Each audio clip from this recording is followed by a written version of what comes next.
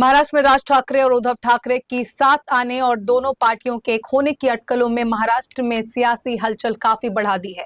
एक तरफ जहां विपक्षियों में इसको लेकर चिंता है, तो दोनों भाइयों को साथ देखने की चाहत रखने वाले कार्यकर्ता अति उत्साहित। इसी कड़ी में अब मुंबई में दादर सेना भवन के पास पोस्टर लगाए गए हैं, जिसमें मनसे प्रमुख राज ठाकरे और शिवसेना यूबीटी सुप्रीमो उद्धव ठाकरे के गले मिलते पोस्टर लगाए गए हैं। और आपको बता दें कि इस पर लिखा हुआ है, बटेंगे तो कटेंगे छोड़कर ठाकरे बंधु साथ आए। इससे पहले लगातार ये सवाल बार बार सामने आ रहा है कि क्या बीएमसी चुनाव से पहले दोनों का महामिलन होगा या फिर अटकलें सिर्फ अफवाहें बनकर रह जाएंगी। इस बीच खबर यह भी है कि उद्धव ठाकरे और राज ठाकरे दोनों मुंबई में नहीं है। एक ही समय पर दोनों भाइयों का देश से बाहर जाना कई और सवाल खड़े करता है, जो ये इशारा करता है कि क्या वाकई जल्द ही ये दोनों पार्टियां हाथ मिलाने वाली हैं।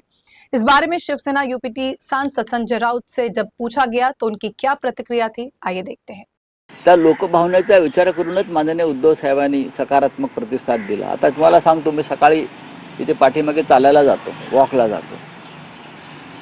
अचानक लोकांचा रिस्पॉन्स असा आहे, साहेब एकत्र आलं पाहिजे, साहेब दोन भावांना एकत्र आलं पाहिजे, साहेब मराठी माणसासाठी एकत्र।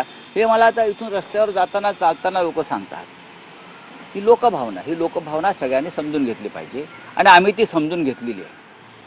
माननीय उद्धव ठाकरे यांच्या मनामध्ये कोणताही अहंकार नाही आणि कोणती कटुता नाही, हे मी तुम्हाला अगदी ठामपणे सांगेन। अशी मैत्री संपुष्टात येत नाही ना। तर राज ठाकरे आणि माझी मैत्री आहे, संपुष्टात आली का? एकमेकावर आम्ही सातत्याने टीका केली, आरोप प्रत्यारोप झाले, त्यांनी माझ्या नकला केल्या, आम्हीही केल्या।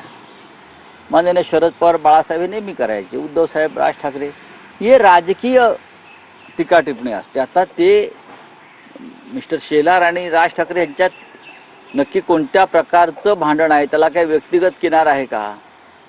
राजकीय भांडणामुळे मैत्री तुटत नाही, अजिबात नाही।